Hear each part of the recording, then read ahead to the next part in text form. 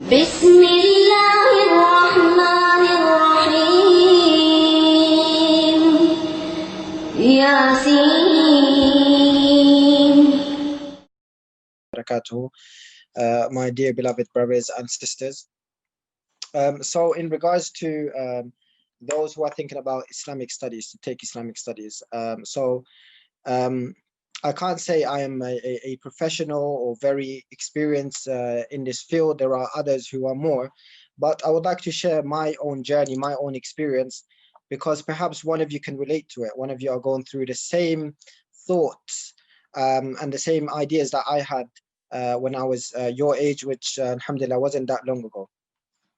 So I wasn't always planning to study Islamic studies. I wasn't planning to take this path, but there was a moment in my life where I started becoming more religious, and I started attending, lessons, Islamic lessons in my local masjid, conferences, events, talks. I used to go to every single talk that I heard of, and I realized that I enjoyed studying Islam, and I realized that this is something that I would love to do, to study Islam and teach it to others.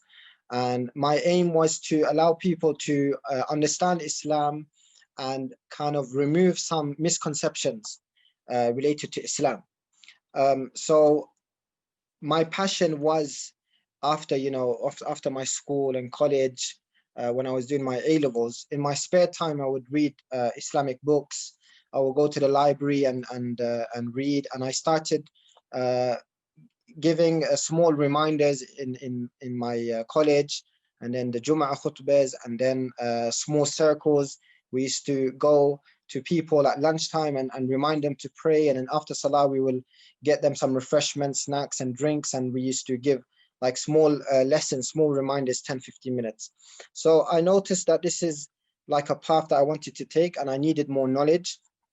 So I decided to study a degree. I decided to study Islamic studies as a degree after my A-levels. I was studying social science in the beginning mainly, such as sociology as A-levels. And I applied to the main universities here in England, in the UK, like SOAS University, Exeter University, Oxford, Cambridge, and Edinburgh. These are the main 5 universities that teach Islamic studies. However, because it's Oriental perspective, so they teach Islam from an Oriental perspective, where it's non-Muslim scholars teaching Islam, I thought that I want to take the authentic, the traditional way of learning, which is through Islamic scholars. So I looked at different options abroad. So I looked at Egypt, Al-Azhar University, I looked at Mecca, Al Qura University, and I looked at Medina University, Islamic University. And then there was even Yemen as well. They had some institution teaching there. And I applied, I tried to apply to all of them. And then I went to perform Umrah, and I went for an interview to the Islamic University of Medina and submitted my application. I did not get accepted straight away. In fact, it was 3 years after that, 2 to 3 years after that I got accepted. So at that meantime, I went to university and I studied anthropology until I got accepted to Medina by qadar, by chance, without expectation, and I went to the Islamic University.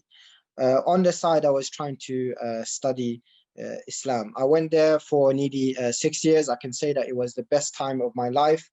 And I didn't go there for like a career direction, because it is different to law and engineering and different professions where it's ibadah. So you have to have ikhlas, that you're not doing this to make money, you're not doing this to get a job. Rather, you are seeking knowledge for the sake of Allah subhanahu wa ta'ala, and good intentions is one of the conditions for seeking knowledge. So I didn't even think about what am I going to work, what am I going to get into. Now that I have been a graduate of the Islamic University for nearly 3 years, so still quite recent, I can advise you all from a career perspective of what avenues can you join, what options do you have, because it's a very common kind of idea that, if you want to be a sheikh or you want to be an imam, you're going to get paid peanuts. And usually, correct me if I'm wrong, but especially with certain cultures, is that They want their children to study the best subjects so that they can get paid the most. So my first son, he has to study medicine so he can become a doctor. My second son, he has to study law so he can become a lawyer. My third son, he's a bit stupid, he's not intelligent. He can be the imam, he can be the, the Maulana or so on, and he can study Islam. This existed maybe 10, 20 years ago, but this is changing now. So once someone studies Islamic studies, actually, he has, in my opinion, more career options than anyone else. He can literally do anything that he wants as a Islamic scholar or Islamic teacher or Islamic student of knowledge. The options are many. And in fact, you're going to get overbooked. You're going to have to end up saying no to many opportunities. So I want to remind my brothers and sisters who are thinking about taking this path that once you aim to work with Allah subhanahu wa ta'ala, you want to become employed by Allah subhanahu wa ta'ala, He would never ever pay you late. He will look after you financially, spiritually, and everything else. Because the Prophet sallallahu alaihi wasallam, he said, whoever takes a path to seek in knowledge, Allah will make the path of paradise easy for that person. And if you want to be someone who fears Allah, you need to seek knowledge. إِنَّمَا يَخْشَى اللَّهَ مِنْ عِبَادِهِ الْعُلَمَاء. Those who truly seek knowledge, truly fear Allah, are those who seek knowledge. And now, in terms of what avenues can you get into, you can get into teaching. That's number one. You can get into being an imam, where you are a leader of the local Muslim community. And now an imam is not someone who just leads the salah and maybe has a Quran halaqah. It's much more than that. It requires you to engage with the wider community. It requires you to engage with the local councillors, with the local churches, local hospitals, local schools. There's a difference between an imam of salah and the imam that the Prophet ﷺ had, the imam of the Prophet ﷺ, which is a community leader, the ones who looks after the children, the youth, the women, the community, the elders, the one who is leading his community to becoming better people, spiritually, socially, educationally, economically, all sorts of ways. And we have some great examples and great role models here in the UK to follow, like in our local masajid, Sheikh Abdul Qayyum, who's been an imam for 30 years, Sheikh Shakil Beg from Lewisham Islamic Center has been an imam for 25 years, and they have literally changed their community, mashallah, tabarakallah. They have done amazing work, and we need these heroes and leaders in our community. So there's teaching, there is imamah, there is also what you can get involved in is activism.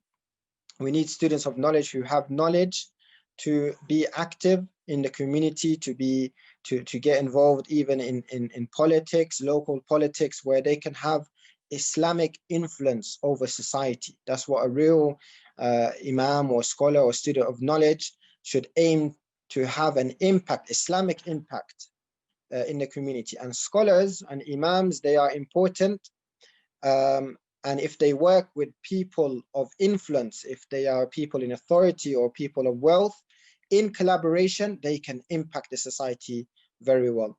Another avenue that a student of knowledge can get into is writing and translating.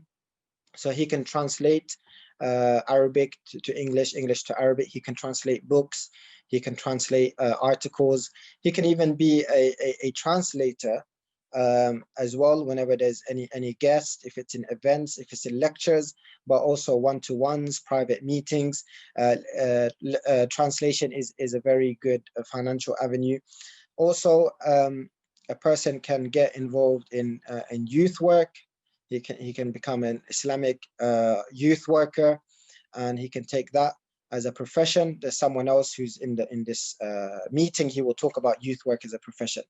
But in conclusion, I can confirm to you, and I can guarantee you, and I want to assure you that the misconceptions that some of us might have about imams and fearing to take that avenue due to finance is incorrect. Allah subhanahu wa ta'ala will look after you the most, inshallah ta'ala. And most importantly, do not see the Islamic studies route from a dunyawi perspective. What do I mean by this? From a worldly perspective. If I tell you, some people will study just for the sake of money. Others will study because of their passion. Okay, they love this subject, so they study it. Others, they study because they're naturally good at something. They have good skills. Naturally, this will be their trade because they are very good at it. They're very good at websites. They're very good at photography, videography. But most people, they choose a subject because they look at which subject will get me the best job and which job will get me the best money. So those who look at this route from that perspective, I believe it's very narrow, because our purpose in life is not just to make a lot of money. Our purpose of life is to worship Allah subhanahu wa ta'ala and leave legacies and have an impact. So never ever study something for the sake of money. Study something either because it's your passion and it's what you're good at. اعملوا فكل ميسر لما خلق له. Do the action, each one of you will be guided to what is best for him. Allah will guide him to what is best for him. If he's going to be a lawyer or activist or imam, this is what Allah will make easy, that path for you, because you are better for this and you will get more good deeds through this position. And when you take the path of seeking knowledge, do not go there with the intentions of making money. If I tell you, okay, that engineering, average engineering job will get you 60,000-70,000 pounds, I can guarantee you everyone will study engineering, even those who hate that subject, who are not good at it because they want to make money. If I tell you that there's new research that shows those who study hadith and teach hadith, they will get paid 80,000 pounds, because for some reason there's a demand to have hadith teachers in Western universities. Yeah, you will get paid by non-Muslims 80k. I can guarantee you that even some non-Muslims will learn hadith, even though they don't believe in Rasulullah sallallahu alaihi wasallam and follow him, just for the sake of money. What I'm trying to say to you is, study it because you want a place in paradise. You want to become closer to Allah subhanahu wa ta'ala. You want to get the reward that the talib al-ilm huwa fi sabilillah, the one who seeks knowledge is as if he is fi sabilillah, meaning he is striving for the sake of Allah subhanahu wa ta'ala, aiming for the best. Seek so you can save yourself and your families and your community. That's my advice. Jazakumullah khair for your time. Barakallahu feekum. Assalamu alaikum wa rahmatullahi wa barakatuh. Alaikum salam wa rahmatullahi wa barakatuh. Jazakallah khair. Very, very beneficial. Very sorry we had to finish. We're trying to keep to the schedule, and I know someone put their hand up. We will be taking questions at the end, inshallah. So if you stay tuned towards the end, we'll be taking as many questions as we can. And this is just the first of our sessions. We'll be doing many more, and this is just a taster. In the future, we'll be doing more sessions, and we'll take longer durations with the speaker, and inshallah, we'll be also doing them in person, so you can even speak to them personally. Jazakumullah khair. So without further ado, we move on to the next topic that we wanted to discuss today. And this topic is engineering. So engineering is a very wide field. There's many paths you can take. I'll let our speaker Nabil speak about this, inshallah. So Nabil is an engineer. He studied chemical engineering at UCL, and I won't give more about him. He can speak about himself and present to us, inshallah. Jazakallah khair. Bismillah, alhamdulillah, wassalatu wassalamu ala rasulillah wa ala alihi wa sahbihi wa man wala. Assalamu alaikum, everyone. Jazakumullah khairah to the organizers and to all of you for attending and listening to me. I'm wary of the time, so if I'm a bit rushed, apologies, but I'm just trying to cover everything.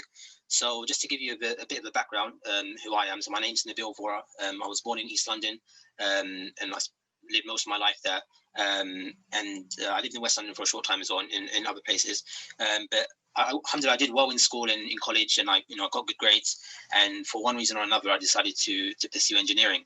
And so I went to University College London, which alhamdulillah is a very good university, and I studied chemical engineering there with Sheikh Ibrahim, and I graduated back in 2013, and then I went straight into working for an engineering company. So I worked for a nuclear engineering company, and I've been with them ever since I graduated.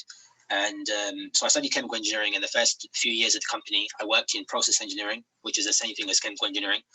And then after about 3 years, I kind of transitioned and I moved into safety engineering, and that's where I currently work at the moment. So just to take a step back and talk about what is engineering. So just to give a kind of very high level definition of what engineering is. Engineering is all about the kind of application of science and mathematics to solve problems. So that's kind of what it is in a nutshell. And engineers are kind of concerned with how things work and the practical applications of of these things. And there are many different disciplines within engineering, different types of engineering. So there's mechanical engineering, chemical engineering, which I did, electrical engineering, electronic engineering, computer engineering. There's a wide, it's quite varied. So don't think that if it's engineering, it's kind of maths and physics, and there's not too much different to that. There is definitely kind of a solid core to it, which is maths and physics based for most of the engineering disciplines. But then beyond that, there is kind of each discipline has its own different take and different flavor. So depending on kind of what you're more interested in, you can decide whether you want to go down chemical engineering or electrical engineering, etc.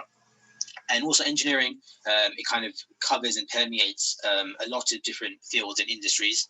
So you could be working in food and beverage, you could be working in the pharmaceutical industry, in energy. There's a wide range of industries that you could find yourself working in. So why do engineering? I mean, the thing is, if you're a person who likes numbers, you like problem solving, you like science, I think engineering is a very kind of natural choice to make in terms of the career that you want to pursue.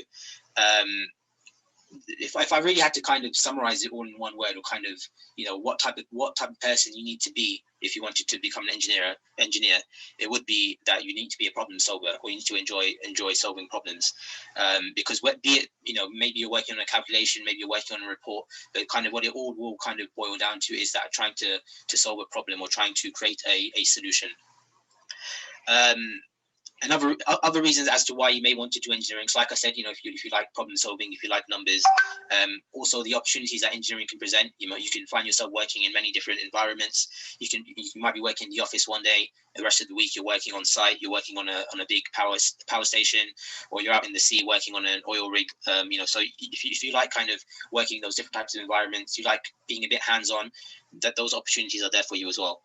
And another reason why to do it, in terms of kind of the salary that is available if you choose to pursue engineering. In general, engineering does provide a good kind of comfortable salary. I know you get kind of lots of lists produced every year, kind of what the average salary is for X, Y, Z, profession.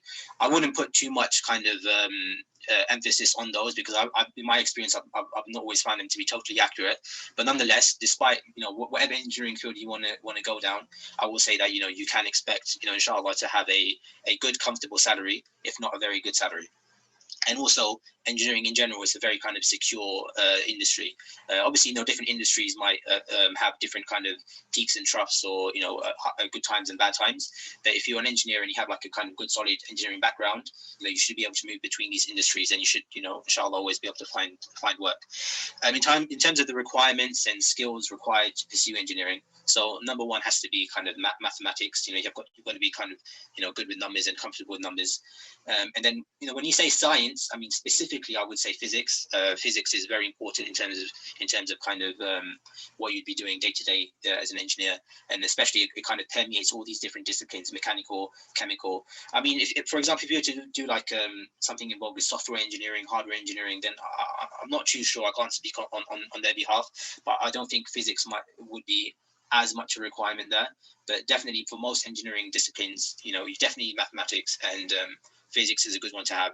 And then beyond that, it's just about kind of which field you want to go into. If you want to go into chemical engineering, then you take chemistry as well. Then, you'd have an interest in chemistry. If you want to do something computer based, then you would take ICT or IT or whatever. And then, those are kind of the subjects that you need to take. And in terms of kind of the general skills, then like I said before, problem solving, being challenged. You've got to be good with working with computers in general, because a lot of engineering nowadays is computer based, producing calculations and reports.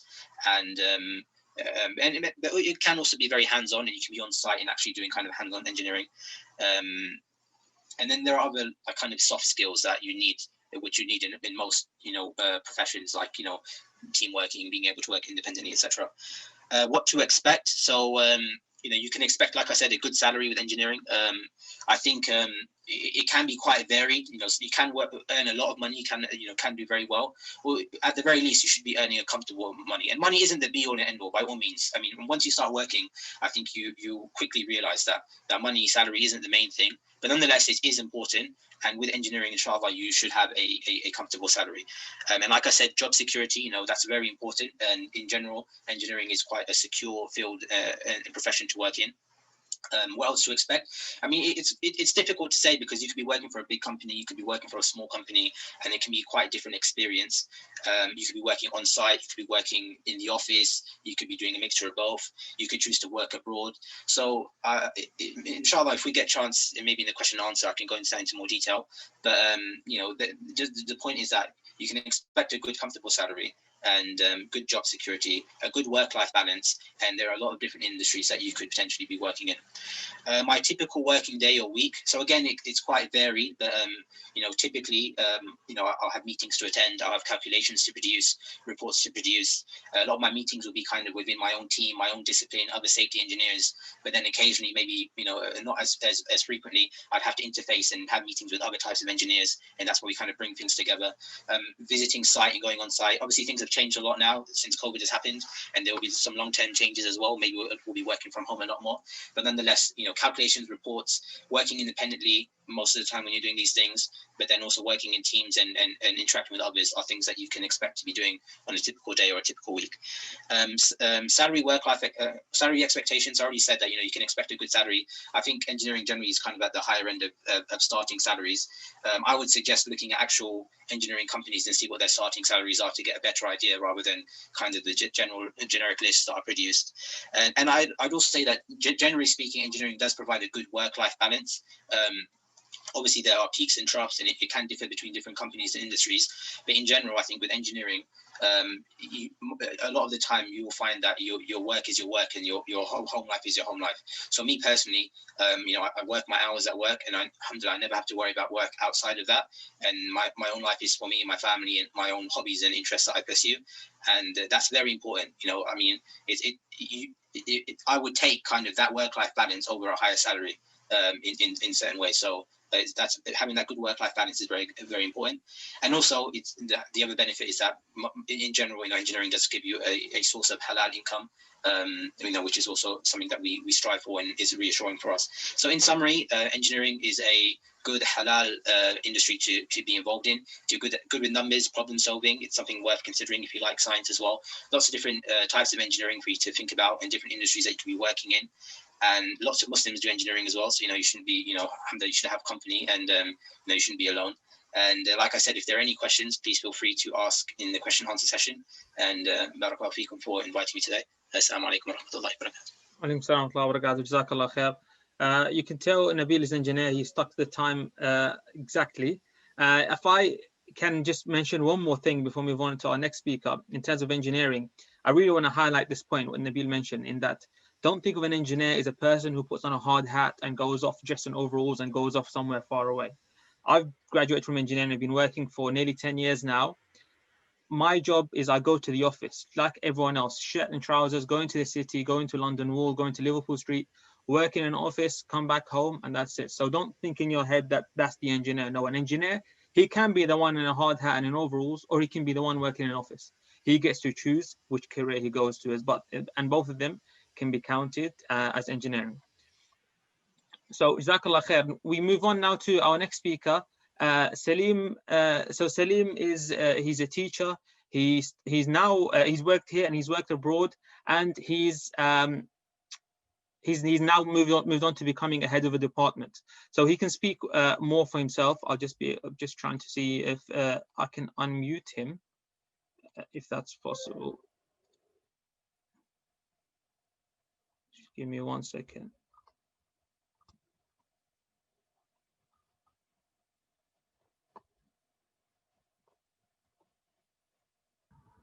Okay, that's right. Go ahead, Salim. Hello, Assalamu alaikum. Can you hear me? Yes, we can hear you. Can you see my presentation as well? We can see your presentation as well. Okay, assalamu alaikum, everyone. Thank you, Ibrahim, for inviting me and giving me this opportunity to speak about teaching. So what I thought I would start off with is a little bit of a quote. And I know when you're reading this quote, it might seem like a bit of a romantic notion of teaching, but it's something that I do have to remind myself ultimately is why is it that I actually step into the classroom every day? And ultimately it boils down to instilling this love of learning. Because students, you'll teach students, a lot of students, they will love learning your subjects, but by and large, a lot of them won't like your subject. And so then the goal is to really kind of inspire that love of learning.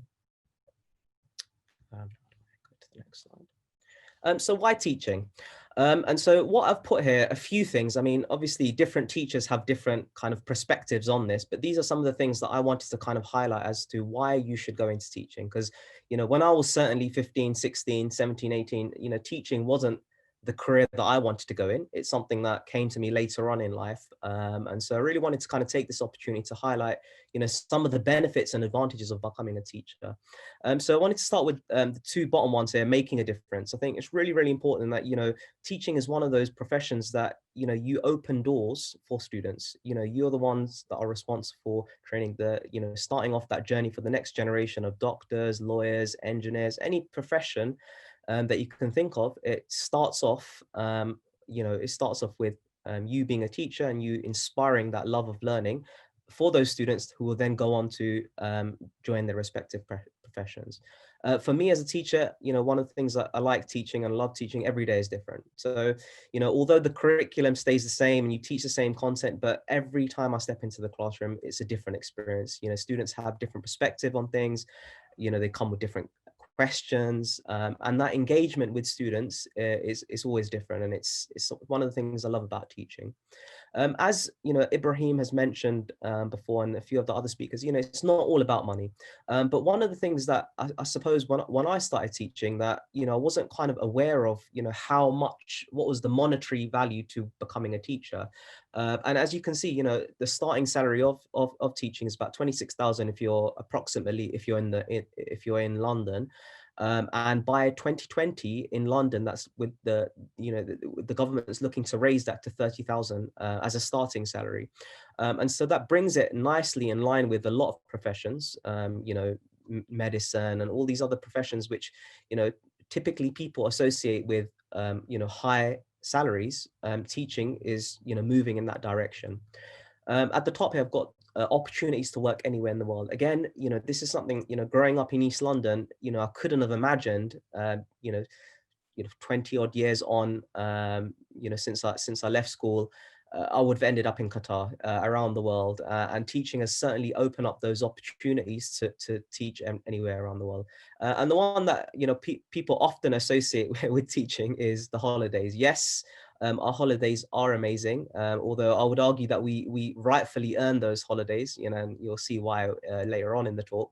But yeah, we have the most holidays of probably any profession that you can think of, bar if you've got your own business, and then I suppose you could take off more days if you had your own business. So most professions will be between 22 to 30 days, 20 to 30 days, around that range. But we can have up to around 90 days off over the course of the year. Our summer holidays, we have about 6-7 weeks off.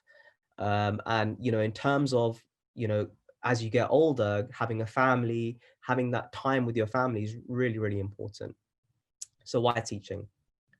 Okay, so the next thing then is to really talk about what are the qualities of a teacher, and if you're thinking about becoming a teacher, what kind of things that you need to be successful in your job.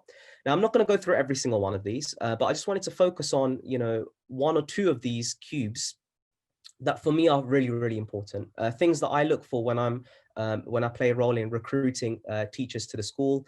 And obviously when I'm talking to my department about, what are some of the things that we want to develop within us and improve with us, is some of these things that we always come back to. And I would say the most important quality of being a teacher is being able to form relationships with students. And that's really, really important. Before anything, if you can't form a connection with students, I say, that kind of really does affect you as a teacher. Ibrahim, is there a way to kind of maybe cancel the ability to people to annotate? I don't know whether you can do that or not. But anyway, yeah, communication. I've got at the bottom here, knowledge. Organization, really, really important. Planning kind of links to organization, and reflection. Those are the kind of key ones that I wanted to focus on. Being able to reflect on lessons that haven't gone quite well is really important. You have to be super organized, because if you're not organized, what you'll find is that you take a lot of your work home. And teaching is one of those professions you can't just kind of go into a classroom and just kind of teach off the cuff. There has to be planning that goes into delivering a good sort of lesson. So these are some of the kind of qualities that I would expect of a good teacher. So what does my typical day look like, and what does my typical week sort of look like? So obviously, you know, my days is filled with students asking strange and wonderful questions, and dealing with a variety of different kind of interesting scenarios when it comes to interacting with young people. In terms of, you know, my work-life balance, you know, I would say that early on in my profession, that balance wasn't quite there, and it was skewed more towards my work than it was my home life. But over time, that balance has been corrected. And, you know, what I would say is, you know, what you tend to find is that, you know, the first couple of years of teaching are the hardest. You know, and that's why a lot of teachers do drop out in the first 2 years. But once you kind of get over that initial hump, then it becomes a lot easier. And so you know, the PGC year and the year after, the NQT year, are really, really challenging years. It's a very, very steep learning curve. It's, you know, you're learning a completely new set of skills, you know, that you're not really used to doing. So, you know, walking into a classroom of, you know, 25, 30 students, and trying to, first of all, get them to listen to you, and not only get them to listen to you, but kind of make them understand certain concepts. So that's really, really challenging. And can be quite challenging. And so, yeah, it is one of those professions where your work can sometimes come home. But what I would say is that, you know, that's down to your organization. If you're very organized, then you can actually complete, you know, 99% of the work within the school time. And I know a lot of teachers that actually work like that. But having said that, you know, I do work on my weekends. You know, some parts of my holidays, I do a bit of work here and there. But like I said, over time, that's become a lot easier due to my experience. So I thought I'd share this just to kind of show you sort of, you know, my journey within education, and it kind of links into kind of showing what the progression might look like, you know, when you become a teacher. So yeah, so just to kind of start from the beginning. So, you know, I left, you know, secondary school in 2006 with my A-levels. I went to university. Did a degree in biomedical sciences, and then from biomedical sciences, I started my PGC course at King's College London. And then from there on, it's just been a series of kind of progressions towards my current role as the head of science. And so, you know, this kind of journey that I'm kind of showing you here, it's not a typical journey. So different kind of teachers have different sort of experiences. So some teachers actually can do this quite quickly. So this kind of getting to where I am at the moment took about 7 years. There are teachers that get to the head of department stage a lot quicker than that. Some take even longer. So I would say, yeah, around 6 years from post-qualification is a realistic in terms of you kind of making that kind of journey from being a normal classroom teacher to reaching like a middle leader position within sort of teaching. So how can you get into teaching? So there's kind of 3 main routes within teaching, and I've kind of the one that I did was the PGC route, but there's 2 other really, really good ones as well that a lot of people kind of go for. So the Teach First route and the School Direct route are different sort of options. So to start off firstly with the PGC route, typically what will happen is you apply through UCAS like you would at university. You must have a degree. There's certain GCSE qualifications that you have. So you must have got a grade C or a 4 in a lot of subjects. And what I've put on the side here are what I would put as recommendations of training providers for you to do your PGC at. So King's College London, Institute of Education, Cambridge and Oxford are, you know, the outstanding, you know, education providers for you to do your teacher training. And so what I would look for is, for those particular providers. How am I doing for time, Ibrahim? Am I doing okay? Your time is up, so if you can give us, I'll just do sorry, if you can give us closing remark. I'll just do kind of a closing remark then. So Yes, exactly. I'll forward this on to Ibrahim. Anyway, so if anyone's interested in the other ones, that's not a problem. And so I'll kind of finish on the sort of salary sort of progressions, and then I'll hand it over to Ibrahim. So, with teaching, if you stay as a normal teacher, you can expect to earn between 30,000 to 50,000. And then that changes as you move up the ranks. And so a head teacher can earn a maximum, and some teachers earn a lot more depending on if you become in charge of an academy trust, but around 120,000. So it's a very well-paid profession. It does take you time, obviously, to move up the ranks as well.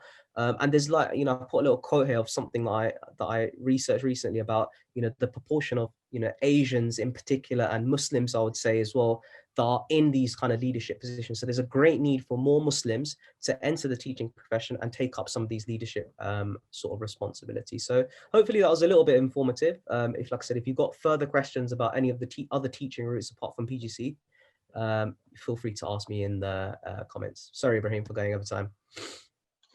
No worries, Jazakallah khair. So, alhamdulillah, that was very beneficial for us to see how it is to be a teacher. And unfortunately, Salim had to be, he's facing students now. I don't know who is scribbling on the board. I don't know how to stop that, but you can't get away from students, Salim. Jazakallah khair. You can stop sharing the screen now. Okay, Jazakallah khair. So that was teaching. So we move on to our next speaker now, inshallah. We wanted to speak about law. So we've got with us Dhillur Rahman, who is a solicitor. So he's been a solicitor for over 15 years. So mashallah, very experienced.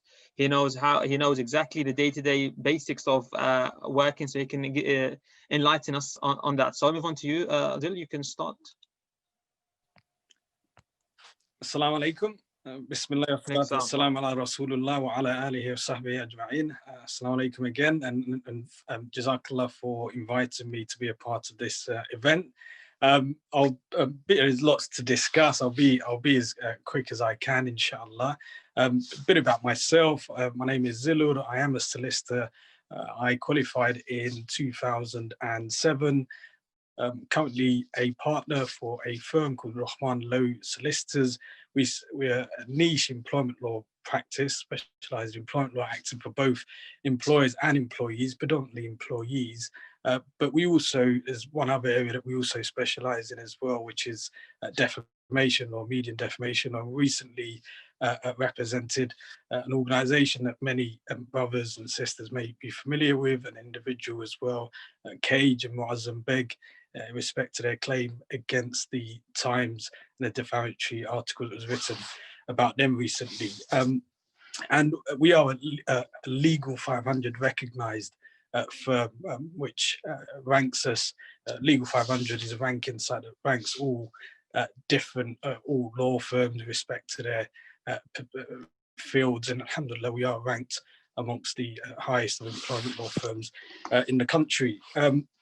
So, I mean, in terms of legal career, I mean, there's two different paths, and of course there's many different fields within law, many different disciplines. You've got contractual law, you've got commercial law, you've got property law, employment law, as I said, media entertainment, corporate banking, and so on. There's so many different fields, and sometimes I've got people, cousins or relatives or friends, they call and they want advice on a particular area of law that I have no understanding or experience in. It may be an immigration issue, for example.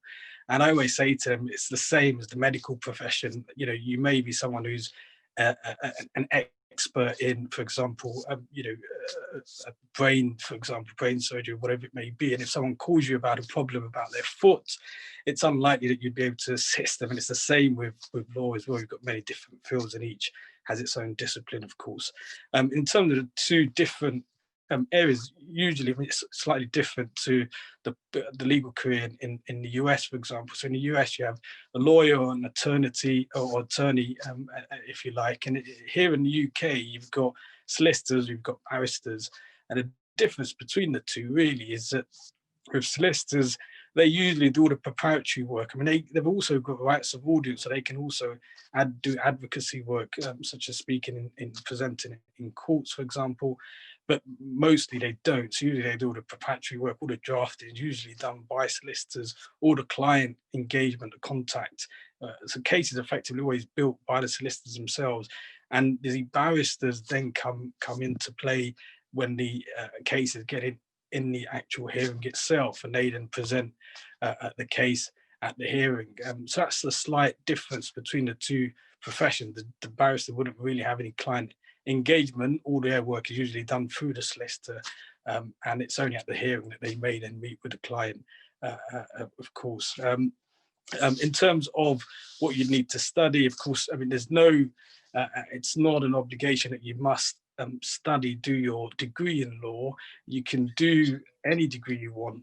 You can do, study history, whatever it is you want. But of course, if you do so, the only difference if you study law or do law as a major, as a degree in your undergraduate studies, is that you don't then need to do an additional year as a conversion called the GDL, which of course just means an additional year and of course additional costs as well. So so if you did the straight law degree route, you'd do your 3 years, and then depending on, but of course if you did history or English or any other discipline and then you wanted to do law, you'd then have to do an additional year, which is called a conversion course. So that's an additional year. And once you've finished that, you then, depending on which path you want to go down, if it's going to be a barrister or a solicitor, either way, if you're a barrister, you'd need to do what's called the bar vocational course, the BVC, which is a year. It's for a period of a year. Of course, you're doing it over part-time, it's over 2 years. And then after that, you've then got to do what's called a pupillage, which is for an additional year as well. If you're going down the solicitor's path, then again, you've got to do a course that's called the legal practice course, the LPC, and that's for a year. And again, of course, if you're going to do it part-time, it's over a period of 2 years. And then after that, whereas in the barrister's case, the pupillage lasts for 1 year. In the solicitor's case, the training contract that you must obtain whilst you're a trainee solicitor, that lasts for 2 years. So it's 1 additional year. And then after that, once you've done the pupillage, you're then a qualified barrister. You've then got to get tenancy, so you've got to get chambers to take you on. Barristers are in fact self-employed, and they work as part of the chambers where the work comes through. Solicitors, of course, you need to get a training contract first, and then you need to join a firm and then work accordingly. I mean, in terms of the skills necessary for both, I suppose it depends on which. I suppose if you want to go into being a barrister, I'd say it's something that if you enjoy public speaking, then it's something that's certainly suited towards you. Enjoy sort of arguing, debating. It's something that I think you should think about. If you don't enjoy that, as I did personally, then of course the solicitor's route is there for you. But in respect to both disciplines, I think the skills that are necessary, I think you've got to have those analytical skills. You've got to enjoy reading, lots of reading, of course, but not just reading, but also comprehension, understanding and applying, because a lot of the times it's about reading and applying. I think you've got to enjoy working with people. I think that cuts across whatever profession that you do, and some of the others speakers that we've heard as well. And it requires a lot of commitment, a lot of hard work. It is a very competitive industry, but that shouldn't put you off. You should see it as a challenge. And I think whatever you do, you should certainly do it with ikhlas, and you should do it with ihsan.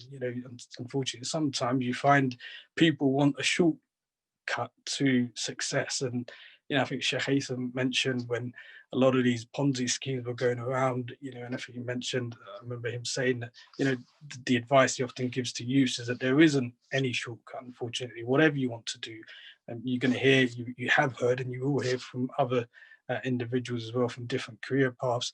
It always requires hard work. It always requires commitment. So you're not going to get away from that. If you want that career, you're going to have to do that.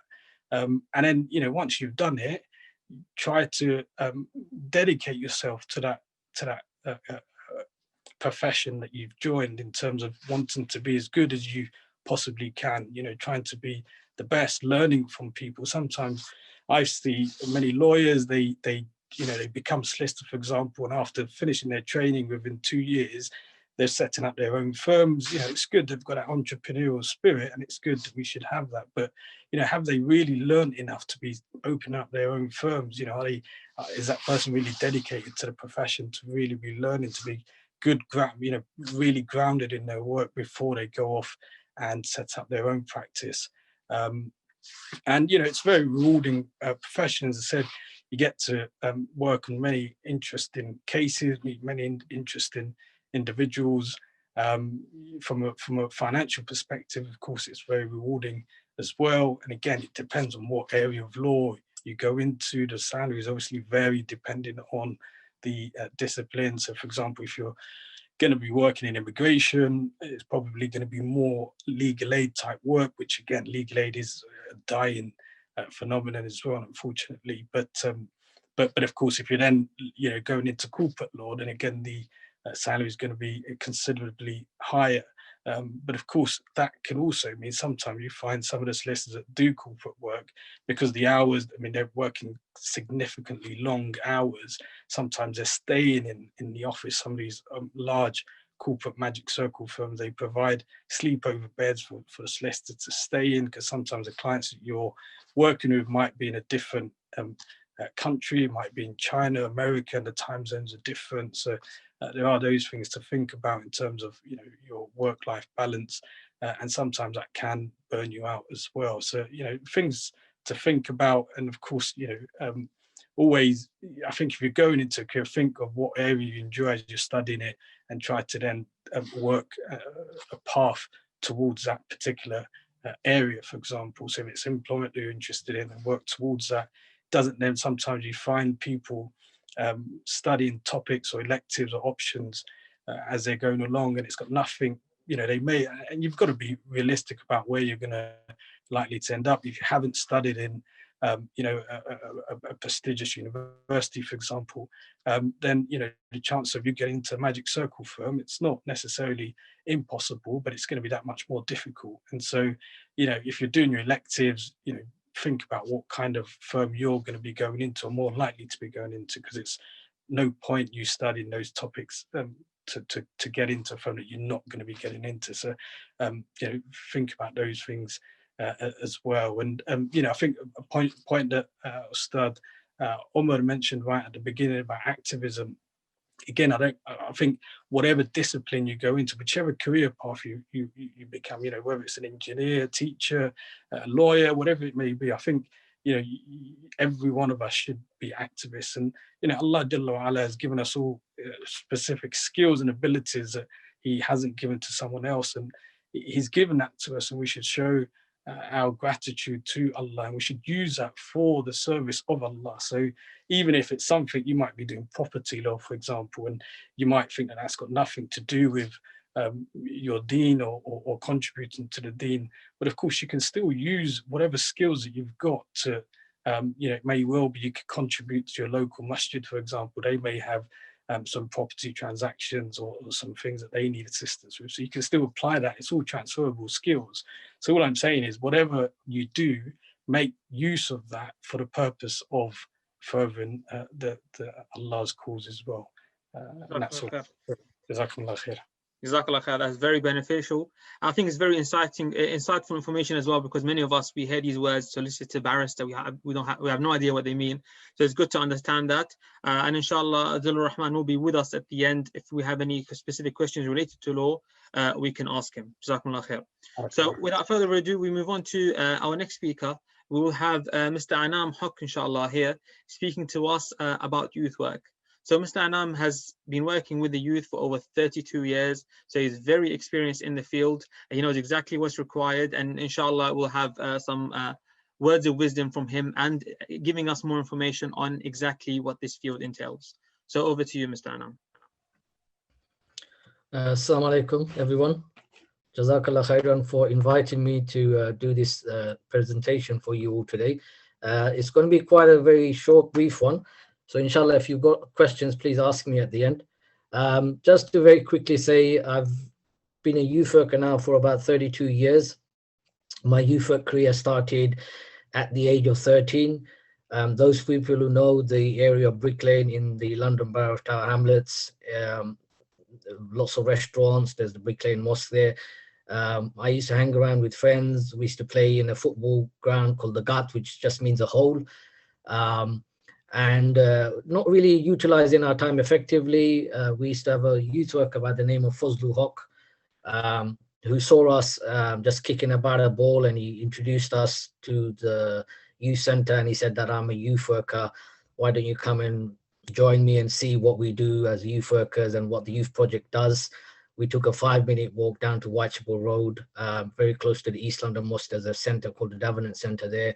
And we saw that there was lots of people there receiving advice and support. There was people playing pool, table tennis. There was a bar football. There was a very old Commodore Sega Mega Drive during our times, not PlayStation.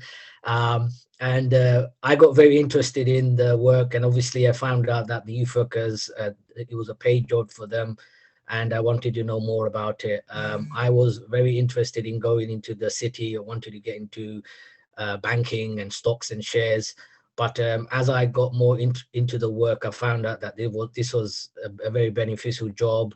It was a job that was helping the local community. It was a job that was helping young people. So I got involved as a volunteer. I set up a local junior youth club when I was 14, because we had a lot of senior brothers in the youth club, and it was very difficult to get a turn on the pool table. Most of the time, even when we used to put our names on the list, the older brothers used to push us to one side. So we said, look, we want our own junior youth club, and that's what I did. So at the age of 16, I started doing my introduction to youth work training course. And I was employed as one of the youngest youth workers in Tower Hamlets. They gave me a job to support in the local youth club that I started off. And from there, I slowly worked my way up. I did various different courses. A level 2 course in youth work. I did a level 3 while I was doing my degree. I initially wanted to, like I said, I go into banking and stuff, and then I changed my degree. I thought, no, I'm going to actually stick to the career that I want to do, which is youth work. Then I went and done a youth work career, and ever since then, I've been doing youth work with young people in various different communities. Very quickly, just to say, what is youth work for those people who don't know? Youth work, as it basically means working with young people. But like with the speaker that you had was talking about teaching, youth work is very different, because in our profession, it's we work in a very informal way, because in schools, everybody has to go to schools. Everybody has to attend 9 to 5. But in a youth club, there's a choice. The young people make a choice whether they want to come to that youth club. And what we do through that youth club is what's known as an educational process, where we try to educate the young people that come through the youth club, and we work with the young people doing various different types of things, such as personal education, social education, and developmental stuff. So the personal could be about supporting young person with some of the issues that they're having in their daily lives. You've got lots of things that we're currently experiencing, that we're seeing in our local communities. A youth worker could be supporting someone. The social aspect could be listening to the young person, interacting with their families, trying to help them and guide them to better themselves, not to get into negative or antisocial type activities or crime or any kind of negative activities that might get them into trouble. So that's the sort of the educational side that we would do. But also within youth work, there's a whole term there, is about allowing the young person to explore their values. So what values does the young person bring to youth work? Why do you want to become youth worker? Because one of the things I keep on saying, that not everybody is a youth worker, and it takes somebody special to be a youth worker. The special bit is that person is able to talk with the young person. That person understands what the issues are. That person has got good listening skills. That person knows what's happening on the ground when it comes to young people and some of the issues that they're facing. So there's lots of things within youth work that we do. We explore these things. We explore young people's beliefs. We explore their ideas. We explore their issues. And through that, obviously we talk, we communicate, we enable the young person, we give them a voice. So we want to hear their voice. What are the issues? What are the problems? And what we then try to do is we try to then find ways to support them. And when we say support them, we don't give them, we don't tell them what to do. For example, we give them choices like, you know, these are the best options that we feel would help you if you want to get into education, if you want to get into training, if you want to go back and get yourself a job. We try to support them so that they can have a better place in society, that they can have a better place in their own homes, and that they can better themselves. So that was just a statement that I've kind of broken down, that's been taken from the National Youth Agency. So anybody who wants to know more about youth work, I would say look up www.nya.org.uk, which is the National Youth Agency. That is the body that manages all the youth work in the UK. They develop all the policies and procedures. Very quickly, in youth work, we have 4 corners, which is known as PEE. So one of the key cornerstones to make a good youth work is somebody who's able to help young people participate. So how do we go out there in the community? How do we get young people who are just hanging around on the streets or hanging around in the corridors of their states and your local, you know, community? How do we help them take part? That's one of the key things, you know, listening, communicating, encouraging the young person. Another key aspect of our work is around education. You know, how do we do various different things? So within our work, we do lots of different things. Educational stuff, we do stuff around art, stuff around sports, stuff around politics, we do about young people's democracy. We're doing lots of stuff at the moment where lots of different youth projects are supporting with COVID and things like that. So there's a lot of educational processes within that. Equality of opportunity, we try to give everybody the opportunity to be able to better themselves. And one of the most important thing, I think, for myself that I found through youth work was empowerment. And the word there is power, because what empowerment did for me was it gave me the power to be able to set up that youth club when I did. It gave me the roles and responsibilities to be able to be independent, to be able to go and do things for myself. So that's some of the cornerstones of what youth work does. Some of the roles and responsibilities, you know, for a youth worker, so anybody who's interested in becoming a youth worker would be roles and responsibility, be helping and supporting young people to make positive choices and decisions in life, diverting young people from negative activities, whilst doing fun and exciting programs, and helping a young person to be more independent. Because like I said, youth work is not a formal, educational process, it's informal. So whatever we do, we give that choice to that young person to be able to empower themselves, to empower their friends, and then be able to take those choices in life and support them and grow themselves and become a better person. Where does youth work take place? So there's lots of places youth work can take place in a center, which could be in a youth club. There's outreach work where we go out in the community and we work in estates, we work in parks. There could be detached youth work, which could be like, for example, just before COVID, I was doing some detached youth work where we took some boxing gloves, we took some bats and some balls, and we saw some people hanging around near a park, and we said, look, let's come and do some activities together. And we started kicking a ball about. We did some sparring in the park. We have mobile buses. Some local authorities have mobile buses where, you know, they go around and they pitch their bus on a certain area. You can go into there and get advice. You got school-based youth work. You got outdoor education-based youth work. For those who know about Duke of Edinburgh, you can do youth work through that. We've got digital youth work. Since COVID, lots of digital youth work takes place. We've got places of worship, mosques, church, synagogues, lots of different places of worship to do youth work. And we also have estate-based youth work that goes on. Jazakallah khair, Mr. Anam. Sorry, we were running out of time. Do you have any final words you want to give? Yeah, just the final word I would say to anybody, the most important thing is that if any of you are interested in becoming a youth worker, speak to your local youth project, speak to your local youth worker, and the best way to get into youth work is become a volunteer. That's the best way, because that's how I became involved in youth work. And then slowly you can do all the relevant courses and training, and you can become a youth worker and take it into a career if you want it to be a career, or even if you want it to be a part-time career. But I would say start off by doing some voluntary work in your local community. Jazakallah khair. And on that note, your local youth center is the Yaseen Youth Center here. So speak to us if you're interested, and inshallah we'll find the best ways to assist each other in this. So we move swiftly on to our final topic, and that's last but not least, this was actually the topic that as the people who signed up, this was the most requested topic to be discussed, and that is medicine. So for medicine, we've got with us Dr. Waseem. Dr. Waseem, he studied at UCL, graduated from UCL in the field of medicine, and he is now a doctor. He's been working, I think, 5 or 6 years. So moving on to Waseem. Waseem, just before you start, I've actually got a question here that came when the people registered. The person was asking, they want to know if medicine is actually really worth it at the end.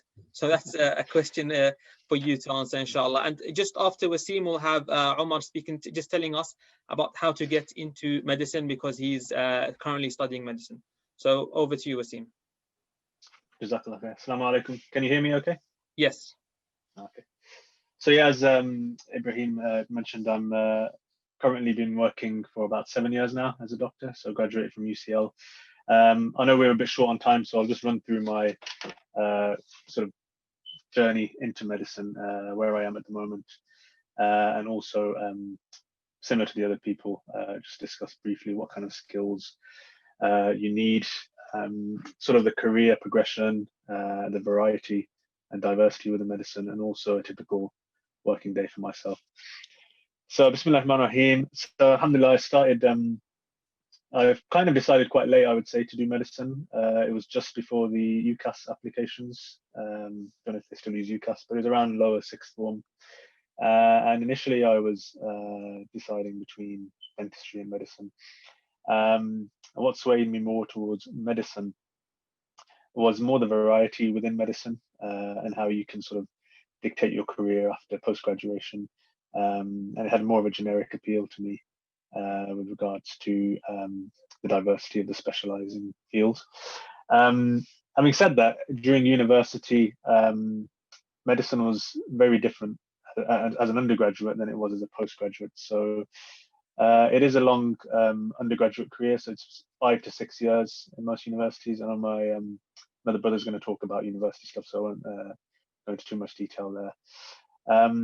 And I started really enjoying my medical training towards the end of my undergraduate career, because there's much more of a practical element, sort of hands-on, learning new practical procedures, seeing patients in hospitals, getting to travel a bit. So I got to go to Australia for my elective for a couple of months, and working in A&E there in Sydney, which was a good experience as well.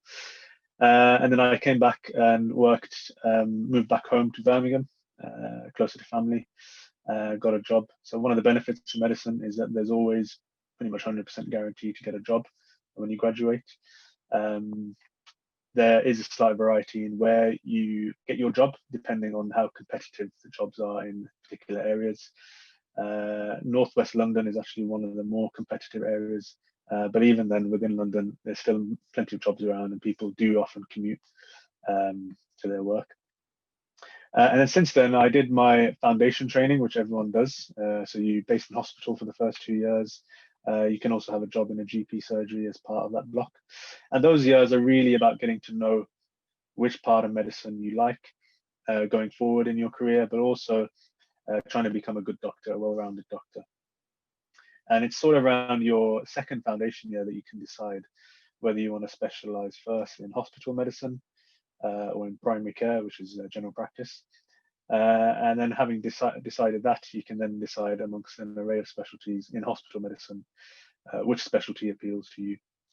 So I always liked sort of treating sick patients, you know, the sort of, I guess you'd say more high pressure stuff, things like in A&E, in intensive care, doing practical procedures and really thinking fast on your feet, using the science that you learn for undergraduate and also in secondary school even, and putting that into practice in a sort of emergency situation.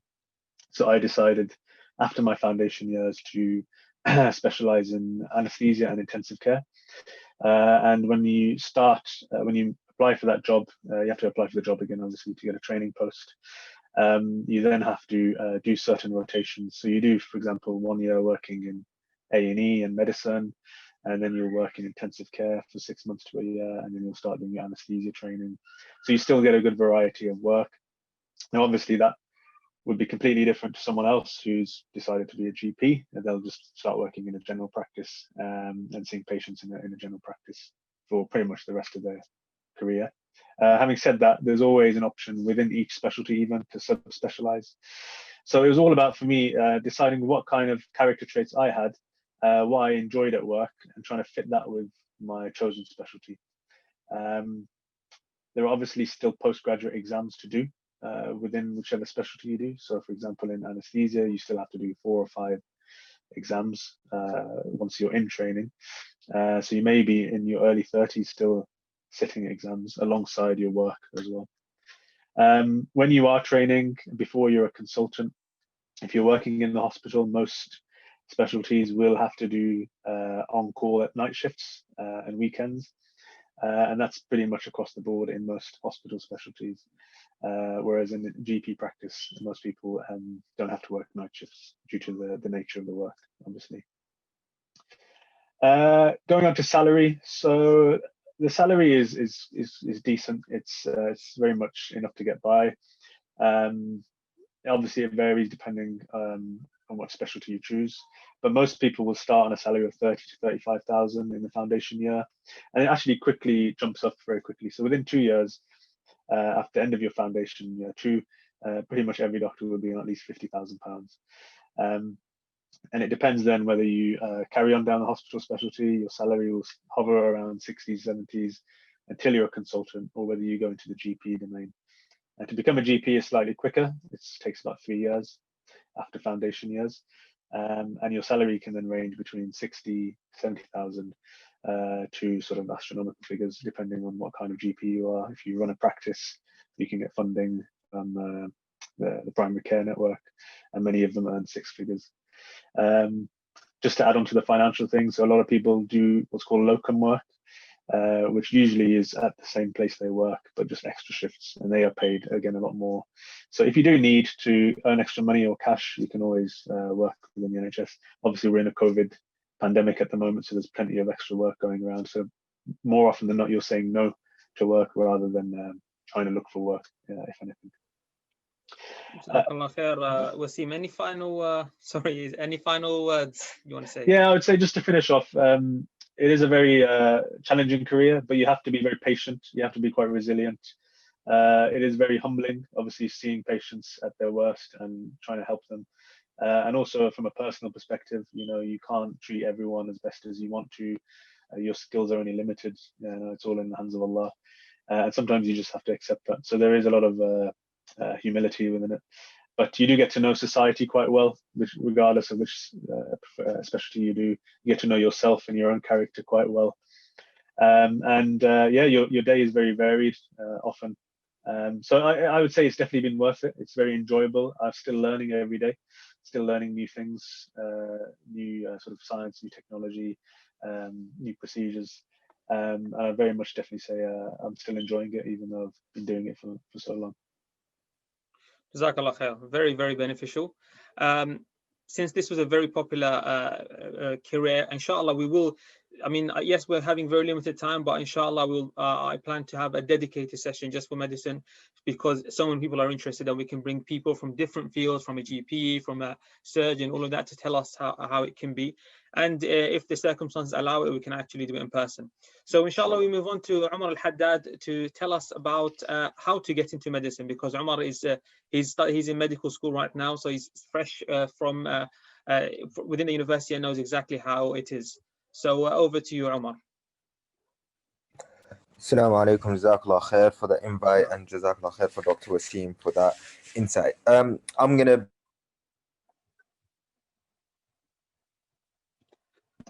Umar, you're on mute. Yes, go ahead. You were muted for a second. Apologies. Assalamu alaikum wa rahmatullahi wa barakatuh. My name is Umar. Jazakallah khair for inviting me here. So I'm going to talk about how to get into medicine in the first place. And someone told me before I applied to medicine, and it kind of really stuck with me. Medicine chooses you rather than you choose medicine. And the reason why I'm saying that is because of the nature of how competitive getting into medical school is to begin with. So I'm just really here to say that to get into medicine is, without disrespect to any other fields, is probably one of the harder things that you can do. And more often than not, people do get rejected than they do get accepted. So so I'm not going to sugarcoat anything. And by saying with GCSEs, for example, I'm not sure the age range is here, but I know some of you are in GCSEs looking to apply to medical school. And I think the easiest, simplest advice, and that, you know, is pretty much applicable to all other fields, is you got to work hard for your GCSEs. And C's, unfortunately, even though we know C's is a pass, they would not, it would not work for medicine, specifically for the English and the maths. And then moving on to A-levels, things just get even more harder. So with A-levels, like the brother said, for example, law or teaching, you pretty much can go by doing any A-level subject, or you could even do a BTEC and you still manage to get into teaching, for example. With medicine, unfortunately, you can only do A-levels, and the A-levels you can do are quite specific. So universities are asking for now chemistry, biology, and now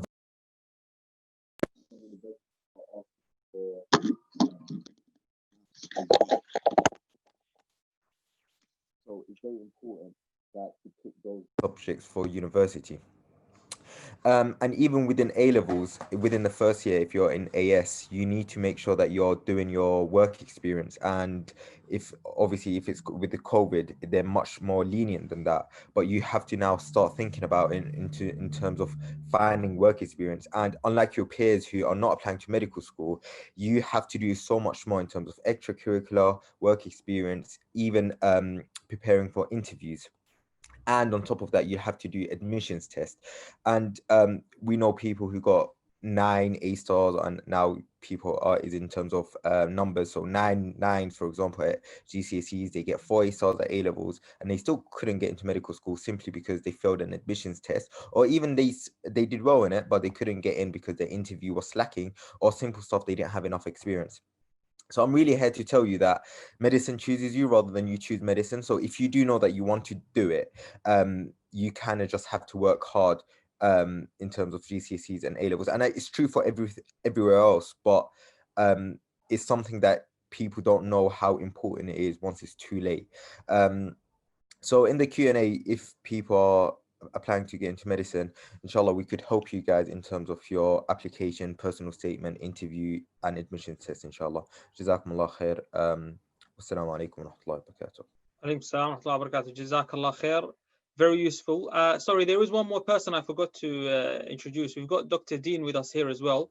Dr. Dean is speaking to us about the teaching profession. We heard from Salim about how to be a teacher.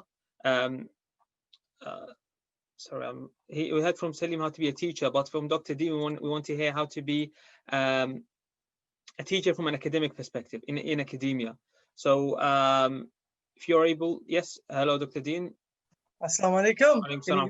Over to you. Assalamu alaikum. I'm going to talk about lecturing in university. Sorry, I'm just running up the stairs, so I was in the car.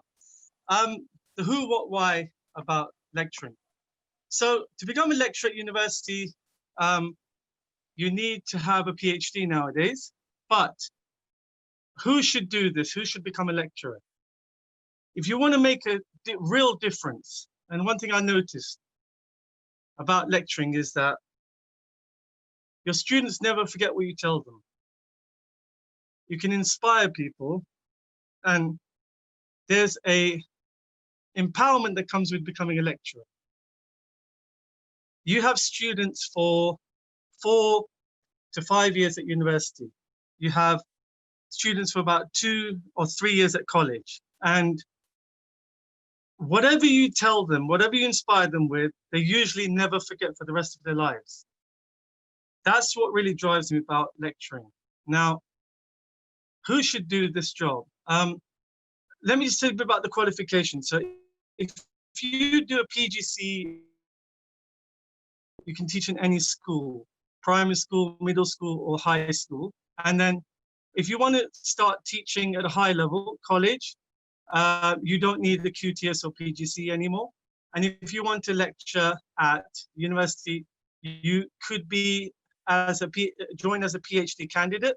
So you could finish your master's and then apply for a PhD. And as you are doing a PhD, you can start lecturing at university. So that's the pathway to becoming a lecturer.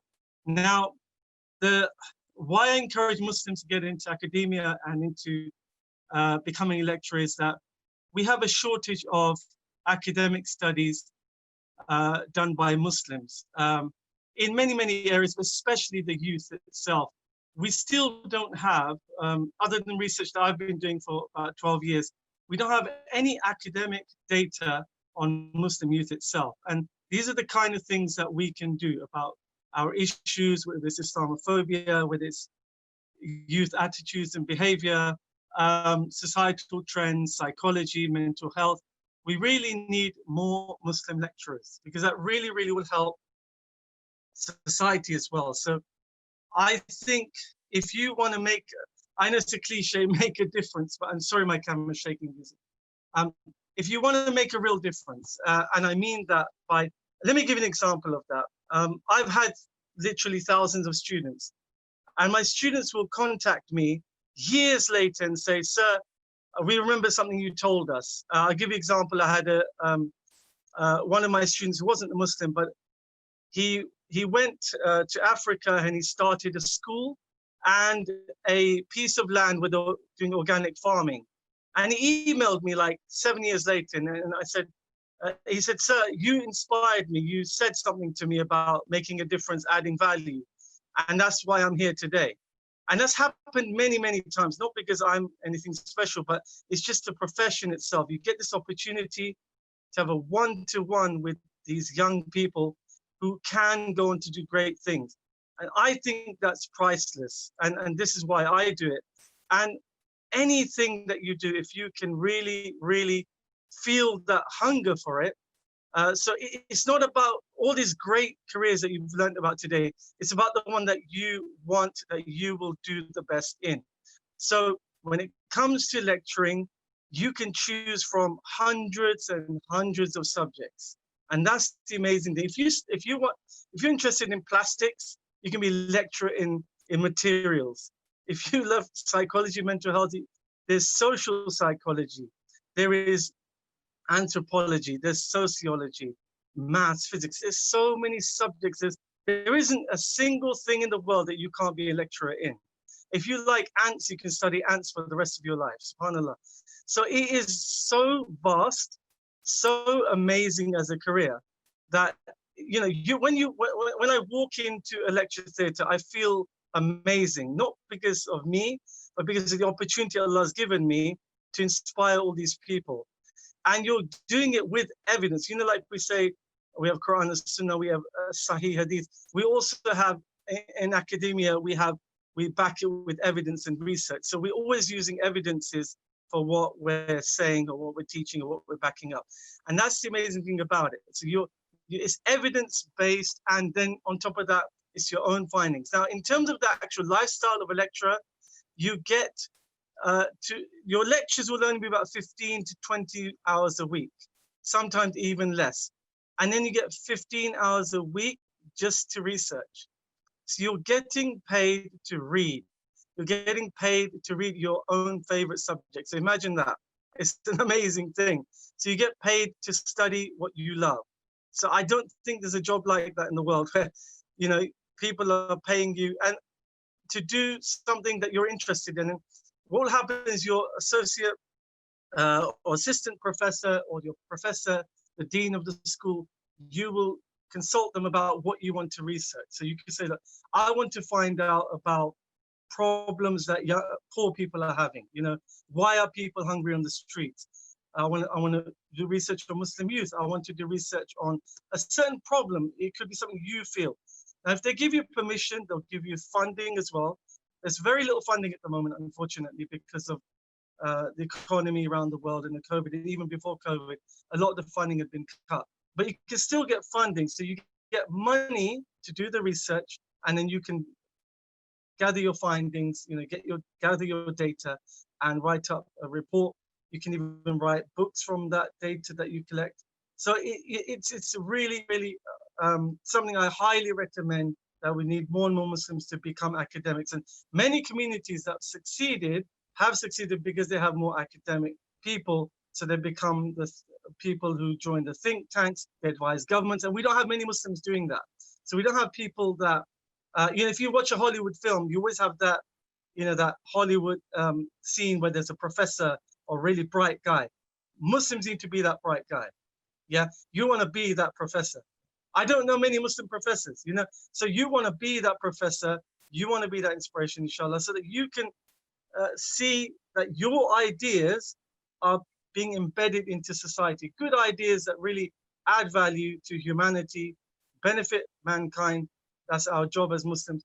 And you're a part of that process. So you become, one more thing that's really great about academia, becoming lecturers, you work with lecturers around the world. So you have peer review, other people check your work, you check theirs. You talk to lecturers, academics around the world. So it's a beautiful network of information and knowledge. So you could be talking to a lecturer or a professor in Japan. I'm working with a lecturer right now from California. So it's really amazing. Whatever field you like, you'll find somebody who's studying something similar to you, and then you work with them and you produce this great work. Now, whether that gets implemented later, that's governments and budgets and things, but you do your bit by telling people the truth. You say, look, I found out, junk food is killing us. I found out, we're not getting enough exercise, whatever it might be. But your job is to find the truth and give it to the world. And then what happens with it, sometimes it makes a change, sometimes it doesn't. But as a lecturer, you continue giving people that knowledge. And knowledge is power. Thank you. Sorry. Jazakallah khair. That's very eye-opening. I mean, it's something that most of us have never thought of before. So it's good to get that insight. So inshallah, Jazakumullah khair to all of our speakers. Thank you. I've now enabled the chat. So if you want to ask a question for chat, you can ask it on the chat. Or if you want to speak your question, if you raise your hand, and I'll allow you to unmute, and you can ask your question. It can be on any of the topics we've discussed so far. Okay, first one we've got from Musa Alum. Go ahead. Assalamu alaikum. Assalamu alaikum. All right, my question is, regarding Islamic studies, is there a way to do that at the same time, simultaneously, with another career, like a high-profile career? And if so, what advice would you give for that? Okay, Omar, if you allow me to answer that, yes, you can. I'm in an engineering field, pursuing a form of studies, a form of Islamic studies. I know many people with me, educated people, engineers. I know a person who's an engineer with me in my company. He was reading his 10 qira'ah of to the mashayikh, of completing the 10 reciting the Quran in the 10 different modes of recitation. So it is definitely possible to do both. You probably won't be able to give as much as a person who is dedicated in terms of Islamic knowledge, but you are able to at least do some form of studies. That's just an initial answer. So Omar, is there anything you want to add to this? And can all the speakers please give very succinct answers so we can move on and take as many questions as we can. Omar?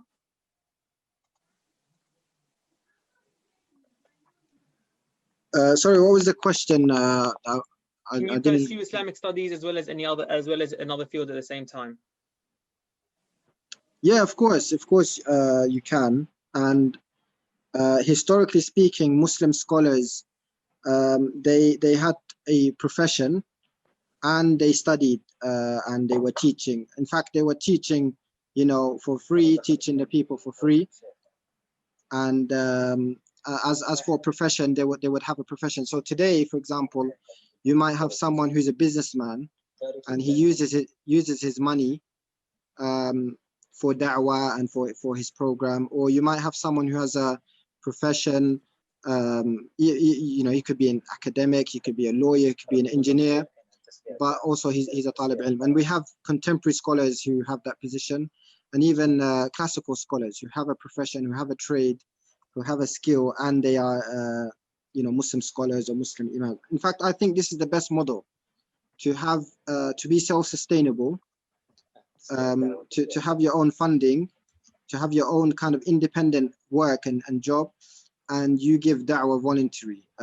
This is even better for the sake of ikhlas.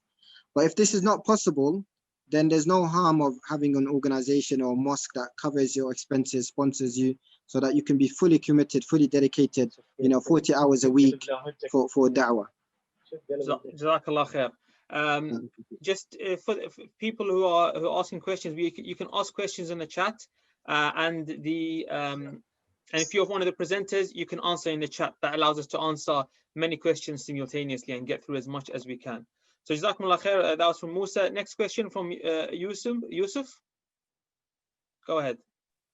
You can speak. Alaykum salam. Jazakumullah khairan for putting this together. I found it very beneficial. I also had a question for Sheikh Omar.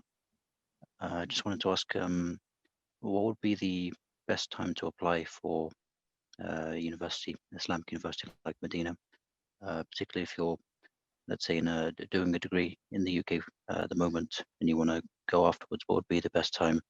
And if you don't get accepted to Mecca or Medina and you still want to be a full-time Talibul Ilm, then what would be the other countries or other places that you would recommend?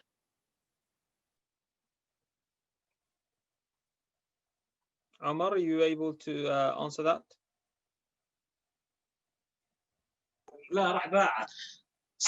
Sorry guys, I'm actually in a kind of board meeting. Okay, sorry, I actually missed that. I'm in a separate When's room. the best time to apply for Medina University? When is the best time? Yes.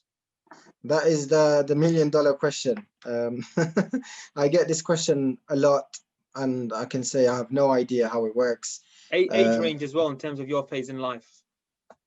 Okay, so in terms of the conditions to apply, it is quite difficult. Many people apply. I think in my year, 10,000 people applied. That's what I heard.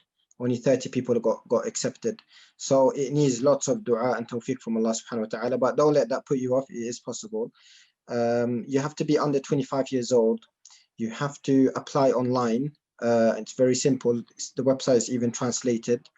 And you have to have 2 references from like a community leader, an imam, or like a da'i or a student of knowledge.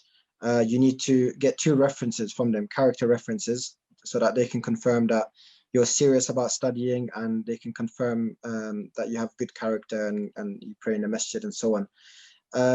That's as far as I know.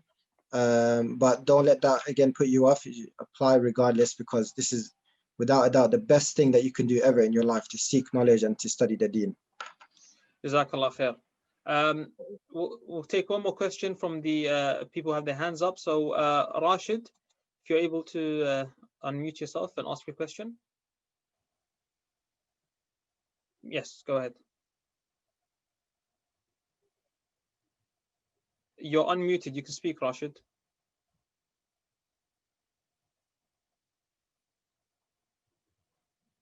Okay. Maybe whilst we get the technical issue sorted, we've got a question here. We can, maybe Salim, you can answer this. A question regarding teaching. The question is, after studying biomedical science, or doing teaching after biomedical science work experience, is needed before? Is needed after PGCE or before? So I'll just read the wording was a question regarding doing teaching after biochemical science work experience. Is needed after PGCE or before?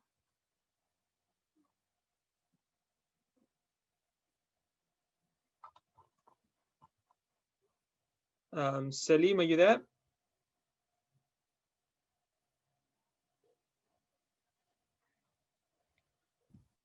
Hello, can you hear me? Yes, I can hear you. So I think if I understood the question correctly, the person was asking regarding work experience. Now, typically when you apply for the PGCE course, there is normally an expectation that you've spent some time at a school. So normally that would be about 2 weeks. work experience that you should have done within a school. Most of the PGC and every sort of university, if you do the PGC route, every university will be kind of different.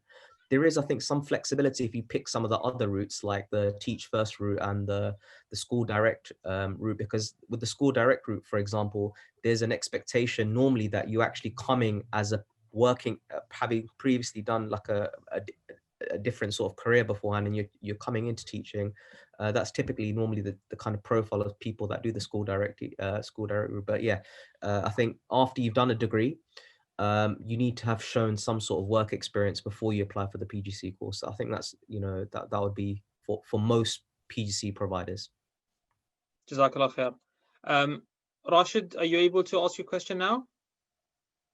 It shows you as unmuted, but we can't hear anything. I don't know, maybe you have an issue with your mic. If you can type your question, that should be okay, inshallah. We also had a question from Sarah. You said you can't raise your hand, so I'm gonna try and unmute you now. You should be able to speak now. Assalamu alaikum. Wa alaikum assalam wa rahmatullahi wa barakatuh. Barakallahu feekum. My question is to Dr. Dean for if he's got any recommended courses, like what courses would he recommend if he knows of any for somebody who isn't qualified as a teacher, but part of their work involves teaching. Okay, Jazakallah khair. Thank you. Dr. D, is this something you can respond to, please?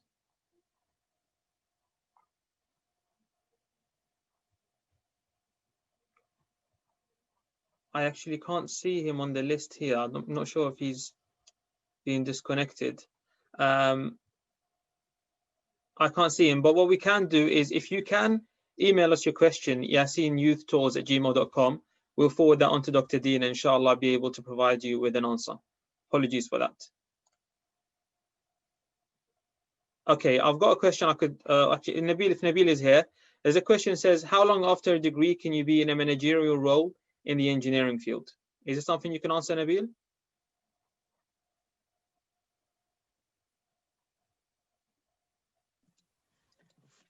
Assalamu alaikum. Sorry, I was just trying to unmute myself. How long to get to a managerial role? It varies. It really depends. I mean, if you're working for a big company, then generally you go into like a kind of a set graduate scheme, and then so at the beginning of your career is kind of quite structured, and then beyond that, the kind of real milestone that you need to reach to progress into kind of technical management is to get chartered. And so that can take you from, you know, once you start in a company, maybe say 5-6 years as a rough guideline. It can be less, it can be more, to kind of get chartered, and then you can start looking at kind of taking on a more senior technical role and then approaching kind of managerial roles. But that isn't kind of across the board, and that's only kind of, you know, the technical sphere. If you wanted to kind of go into general project management or people management, then you just kind of need a few years of experience, and then it just depends on what opportunities are available, how structured your company is, if it's a big company or a small company. But if I was to give you like a very kind of general, you know, answer, I would say that, you know, maybe after kind of 5 years, you can hope to, you know, start looking at management. That's very general, you know, it does vary. Okay, Jazakallah khair. Musa, you still have your hand up. Do you have another question, or is it from before? I'll allow you to speak if you've got another question. Yeah, it's another question. Okay, go ahead. So this question was regarding if you don't want to go directly into medicine, but you want to say for example, you study the science of medicine. What could you say about that? Okay, science of medicine, but not into medicine. Okay, maybe either Salim or Wasim may be able to reply to that.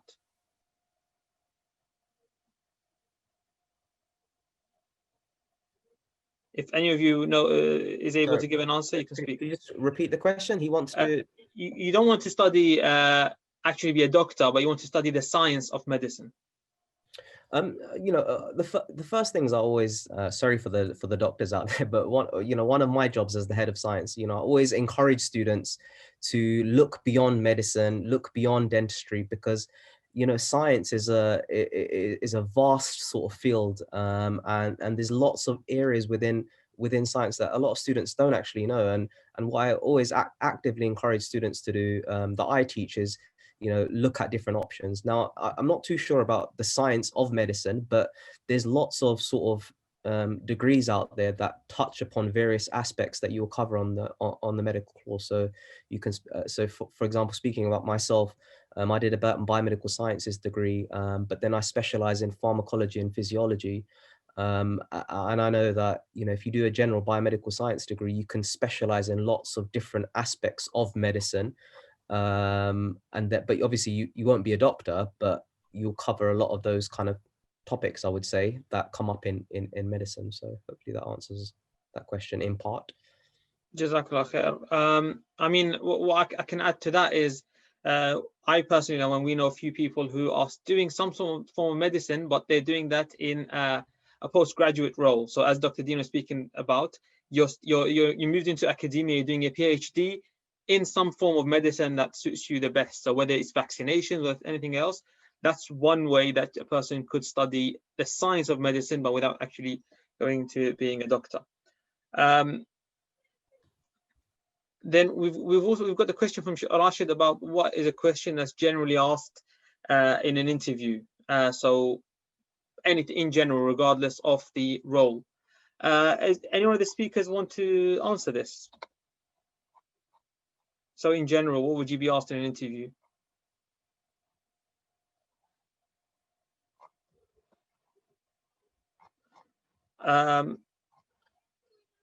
Okay, if I can speak about that, I mean, I haven't been in an interview, or I haven't been in many interviews. I have, when I got the job, but I have also been in a position where I'm interviewing others for graduate roles in my company. So I've carried out and interviewed numerous people. In terms of, there isn't really a specific question in an interview that's asked, but one thing to note, and this is for everyone, that when you are being interviewed, it's not always just the answer that you give. It's also the way that you think about the answer, and it's also the way you present the answer, and the way you present yourself in an interview. Don't think of just the words. If I'm interviewing someone and his reply to me is just, he's giving me all the right answers, but I can tell this is something that he's memorized, it's not something that he's actually understood, then he's not someone that I would be able to, I would want to hire maybe.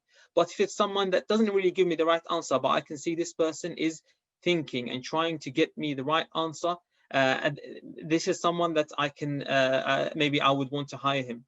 And another thing is, companies look at if you fit into their culture. Are you someone who they can get along with? It's not just about your knowledge, it's also about your social skills. That's very, very important. They want to see, is this someone that I would be happy to work with? I would be happy working in the same office as them or not. So don't think about just answers to questions, rather just present yourself, be natural.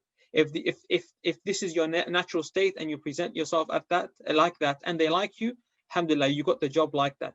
If you try to put on and pretend you're someone else, and then they think, oh, that's the person that they want, and they hire you, you're not going to get along fine, because they hired you thinking you're X, but you're actually Y or Z. So just be yourself, be natural, and answer questions naturally, so long as they're not technical questions. If they're technical questions, you study for them. Anything else, be natural, and by the will of Allah, you'll get the job that you want. Unfortunately, we are running to, we have to come to a close now. There was a few points mentioned regarding having female speakers. We take that on board. I had to prepare this very quickly, so unfortunately I didn't have as many connections, but inshallah, when we do this in the future, and we do this on a larger scale, and maybe in person or in specific fields, we'll have more diversity in terms of the speakers that we have. So what I can say now is, inshallah, jazakumullah khair all for attending, and we will inshallah have more of these sessions. This is only the first one. If you have any important questions you want to ask, email them to us at yaseenyouthtours@gmail.com, and by the will of Allah, we'll be able to answer them for you. And if you want us to speak about certain fields in particular, or certain topics in particular, also email us that, and we'll take that on board. So Jazakumullah khair. We finish off with that. Subhanakallah bihamdik. Subhanakallah bihamdik. Nastaghfiruka wa natubu ilayk. Wa sallallahu wa sallim wa barik ala Sayyidina Muhammad وعلى آله وصحبه أجمعين.